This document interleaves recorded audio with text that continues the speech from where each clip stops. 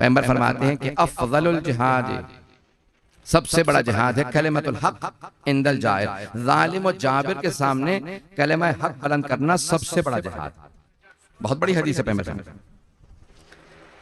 बहुत बड़ी हदीस है। जालिम और जाबिर के सामने कलिमा हक बुलंद करना सबसे बड़ा जिहाद है। अफजलुल जिहाद, सबसे बड़ा जिहाद कलिमा हक बुलंद करना। वो तलवार से जिहाद जिहाद असगर है, कलिमा हक बुलंद करना जिहाद अकबर है। अज़ान गिरामी, यजीद से बड़ा जालिम कोई नहीं। करबला में सबसे ज्यादा जुल्म हुआ तो इसका मतलब है सबसे बड़ा जालिम यजीद है। तवज्जो हो, सबसे बड़ा जालिम यजीद और सबसे बड़ी मुजाहिदा ज़ैनब कुबरा।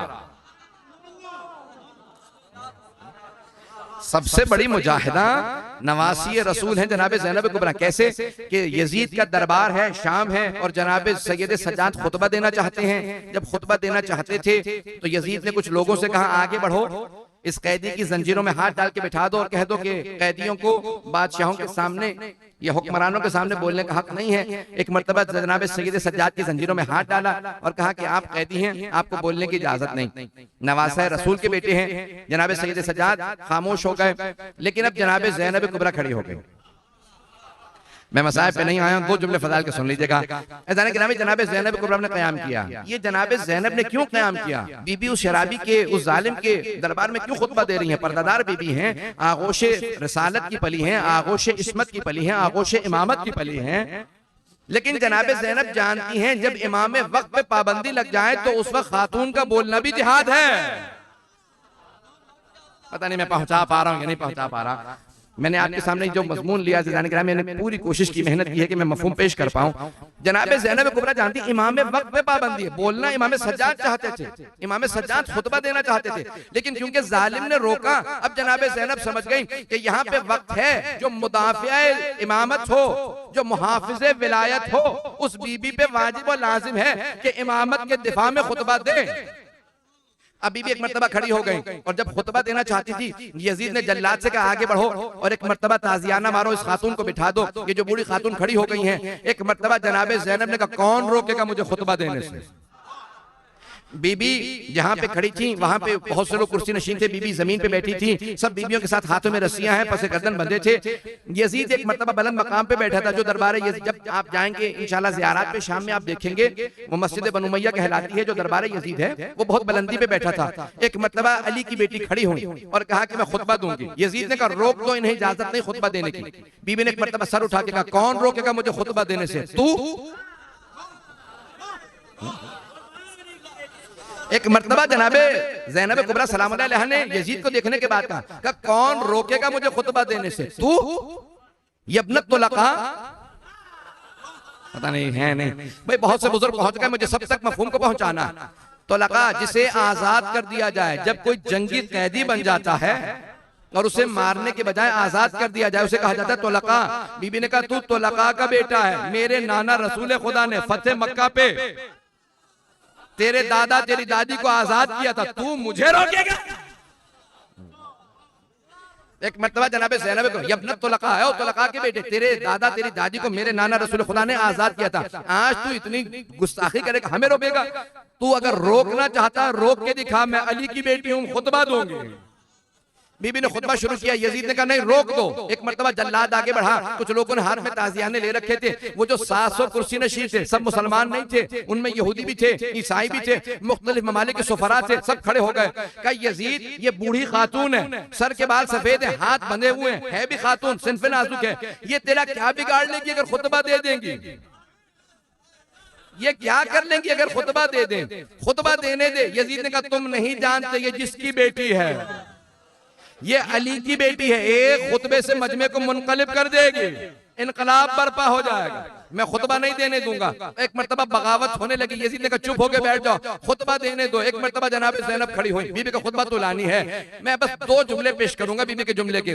बीबी फरमाती हैं कि या यजीद किद कैदक वसआ सायक बनासिब जोहदक वल्लाहि ला तमहु ज़िक्रना वला तुमीतु वहयना। ए यजीद तूने जितना मकरो फरेब करना था कर लिया, अगर तेरे में और हिम्मत है तो साजिशें कर ले। पता नहीं है या नहीं है।